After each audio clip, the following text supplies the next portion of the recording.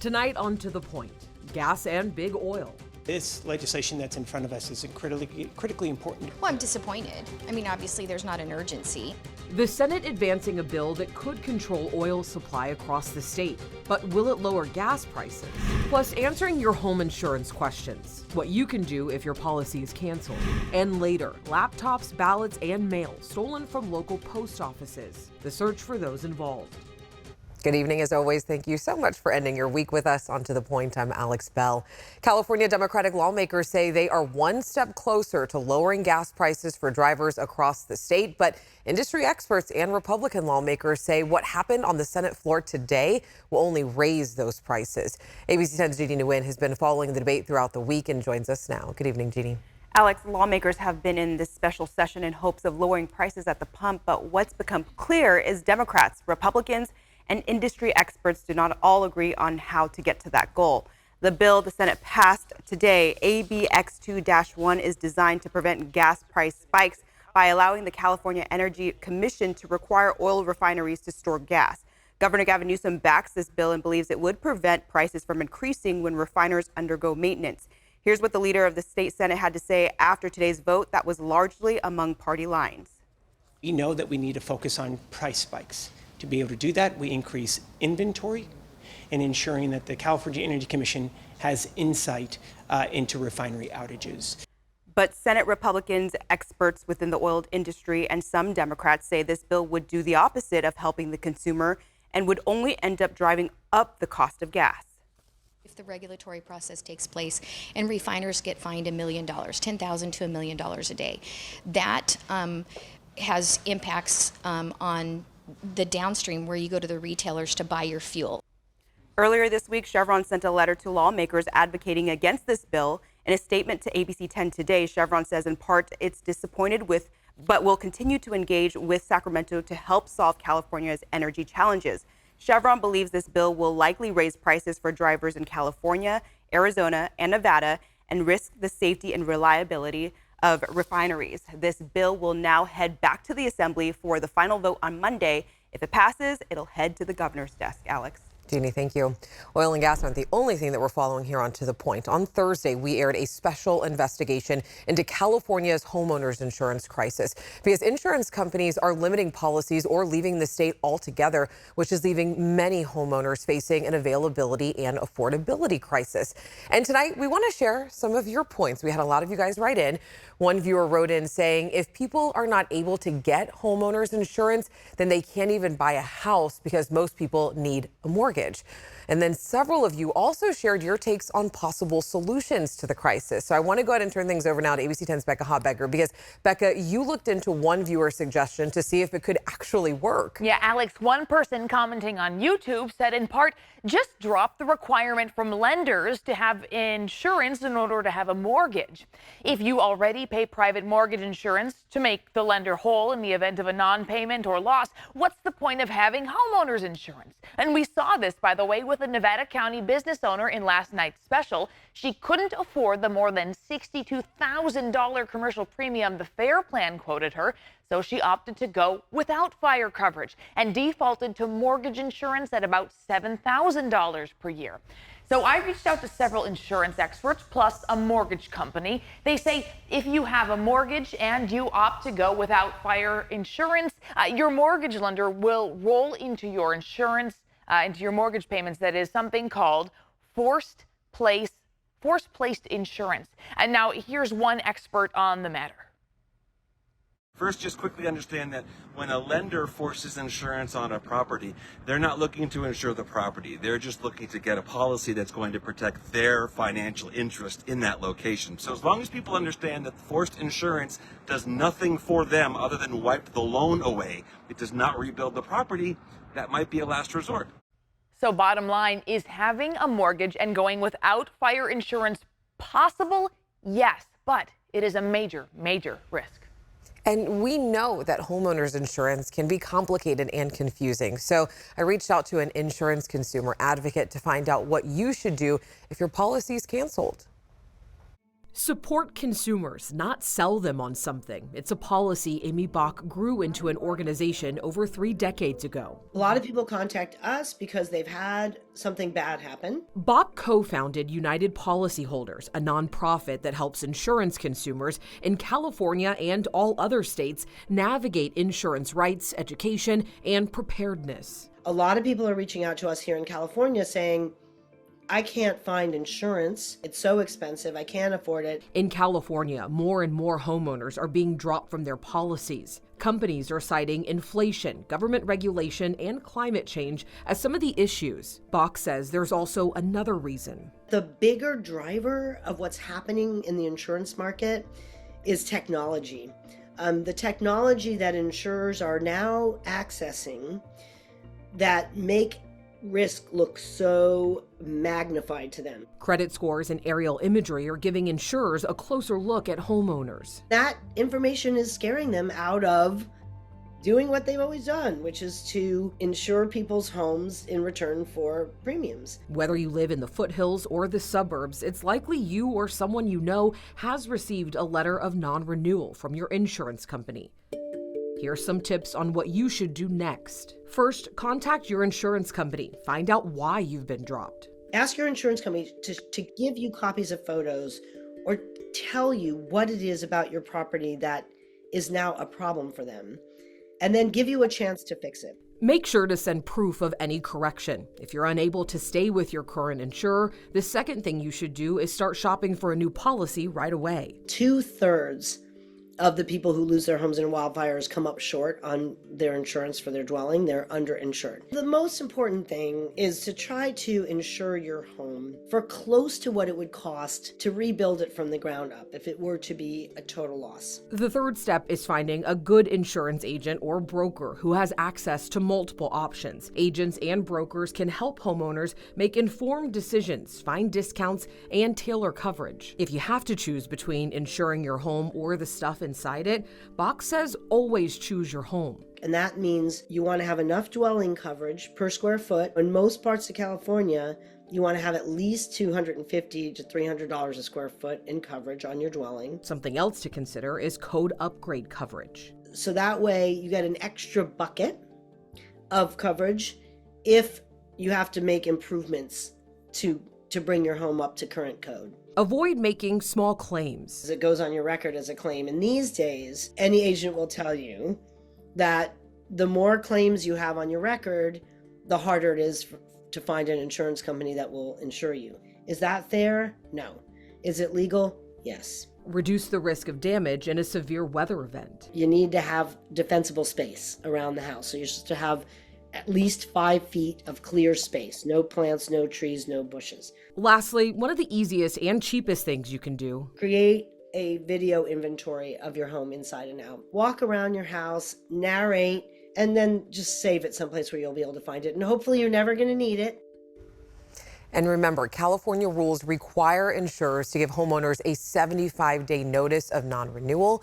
United Policyholders has a directory of attorneys, public adjusters, and contractors, and free educational courses if you are a homeowner that needs some help. And we also have a resource guide on our website, abc10.com. To go in depth on the insurance crisis in our state, make sure you head over to ABC 10 Plus, our ABC 10 Plus app. There you can find our investigation on California's insurance crisis. All you have to do is just look for it on the home screen. Still ahead, a historic building burned down in Amador County. Why it could have some big impacts on a small town. And it's something we've all been waiting to hear, cooler temperatures, but will the rain be impacting your weekend plans? And later on the back roads, we head to Fair Oaks to see why chickens cross the road.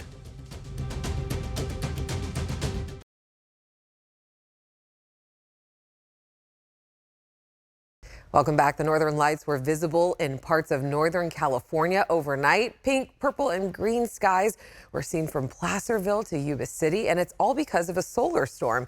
And if you missed it, Devin, there might be another chance for people to see them again tonight. That's right, Alex. Last night was probably the best night because we have a little bit of cloud coverage coming in on a scale of 1 to 5. Last night about a 3. I don't think we'll get quite there this evening, but still should be good views, especially if you head out further away from the city to get away from all of that light pollution. The darker, the better. I know many of you have been asking the number one question, what time is this going to happen? Well, let's look to the East Coast, see when things start to generate there, and then we'll have a better timetable for things here. Big Mountain Backyard showing us current temperature 77 in Sacramento, 80 in Stockton and Marysville, 83 Modesto, and 64 in Tahoe. We have some beautiful weather for aftershock this weekend, but still remember to hydrate and bring that sunscreen with you. Cooler temperatures, we've got an onshore flow for windy activity. Gusts anywhere up to 15 miles per hour this evening, 20 miles per hour in the Sierra. You'll see that wind repeat as you make your way into tomorrow evening around 5, 6 o'clock.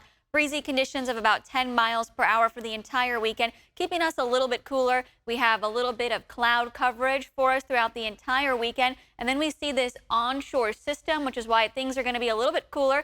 Stop the clock, about 1/10 of an inch of rain north of 80 for us this weekend on Saturday. And then the potential for sprinkles and showers in the Sacramento and San Joaquin Delta region. Other than that, things clearing out for a beautiful weekend. We take a look at temperatures around low to mid 70s, mid 60s over the Sierra Crest. Headed to San Francisco for Fleet Week, 70 degrees, upper 70s in the Fairfield region. And then here closer to home, we'll just be touching 80 for everyone. So a beautiful weekend overall. Seasonable temperatures for midweek, but Sunday and Monday still going to be the hottest for us. Alex. All right, Devin, thank you. Next on To the Point, a historic building in Gold Country was destroyed. We're going to talk a little bit about the impacts that it's having on the community. Plus, mail theft in Sacramento, the search for those who took laptops, ballots, and mail.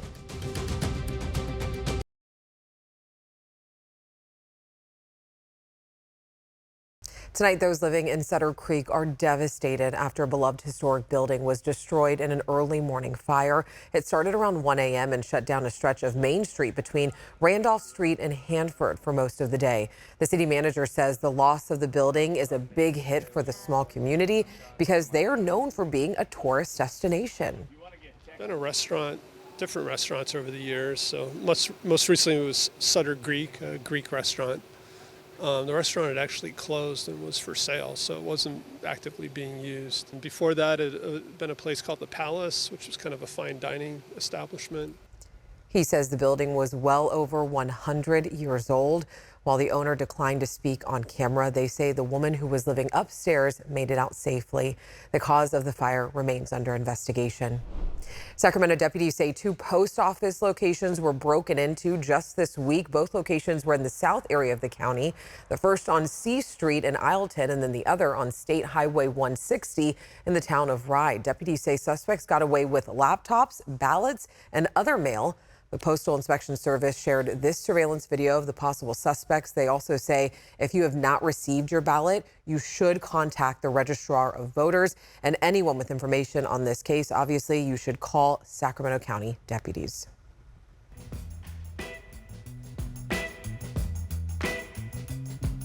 It's time for another trip on the back roads. Tonight, John Bartel is taking us to Fair Oaks to feed the chickens.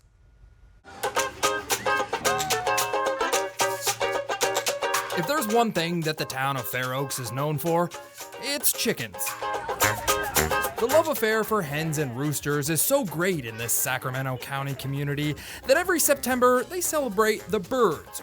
So we do have a cluck off, you guys. With a cluck and crow contest at the annual Chicken Festival.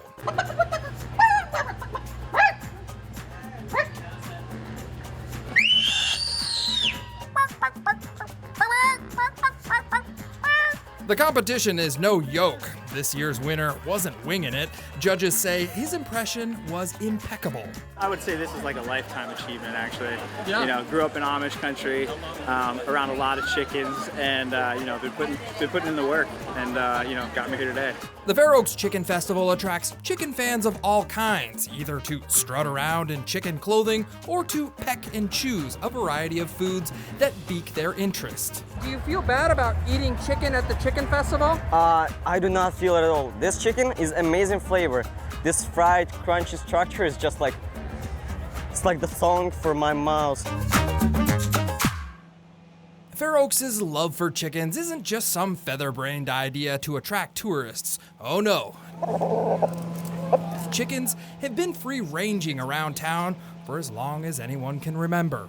They date back all the way to the early 1900s because we were a farming town.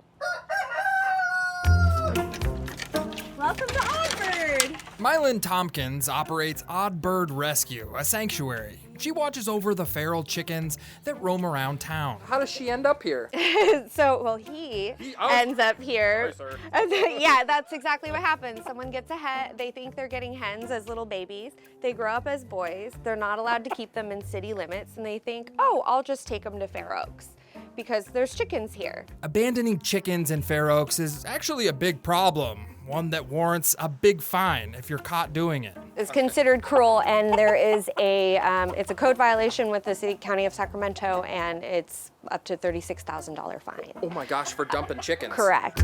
Chickens have always been raised on farms in Fair Oaks, but there is one man believed to have caused the feral chicken problem in town. Reputedly, Hugh Gorman, our local artist, had some escapees from his house, which is across from the park. So naturally, the chickens had to cross the road to get to the park. And that started the band of feral chickens. Ralph Carhart is with the Fair Oaks Historical Society and Parks Department. He says sometime in the 1970s and 80s, Hugh Gorman admitted to losing his chickens. At first, it wasn't a problem, but several years later, the population grew. And then some media from downtown caught on to that and publicized it, and suddenly we became the chicken capital of the county. Oh, there were always chickens running loose along here. But the ones roaming Fair Oaks today may actually be here because of local artist Hugh Gorman, who let some loose in the early 70s. Back in the year 2000, local artist Hugh Gorman told ABC 10 how his escaped chickens populated downtown. Now in his 80s, Hugh Gorman was not healthy enough to talk to me, but Mylyn says that the chicken flock he started downtown is actually starting to decline. I feel like it's a little bit of everything. You know, there's a lot of conspiracy theories that have gone around.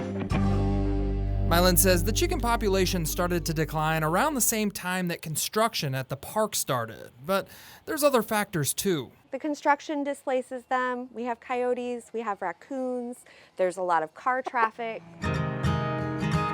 For now, the remaining chickens are taking up refuge wherever they can. People's backyards, back alleys, and with Mylyn at Odd Bird Rescue. That's egg-making food. From Fair Oaks, the chicken capital of Sacramento County, I'm John Bartel. Hope to see you on the back roads. Still ahead, how the U.S. Marshal is honoring a Sacramento painter and retired chief deputy.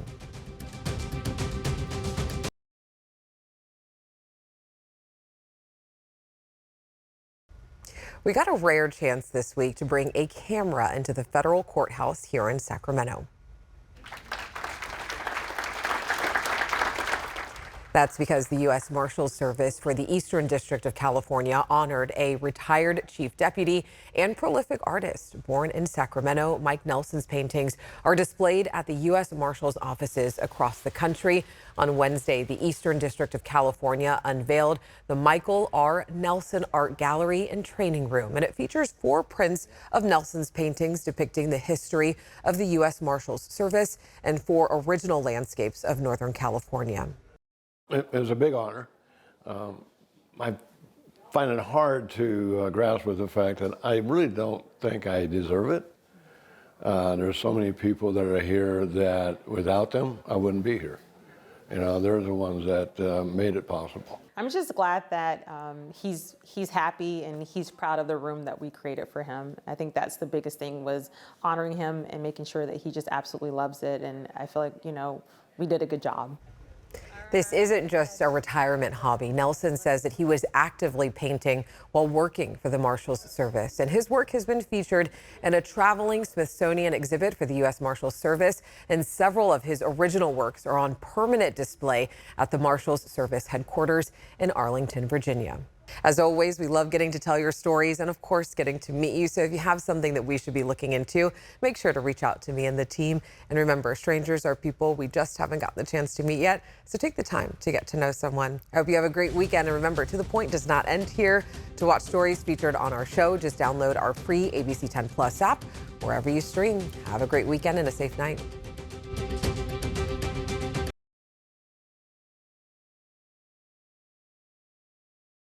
Hey, it's Alex. I just wanted to say thank you so much for watching. The To The Point team and I love hearing from you, and I hope that you'll stay in touch. And don't forget, you can always email me and the team at tothepoint@abc10.com, or you can even send us a text message at 916-321-3310.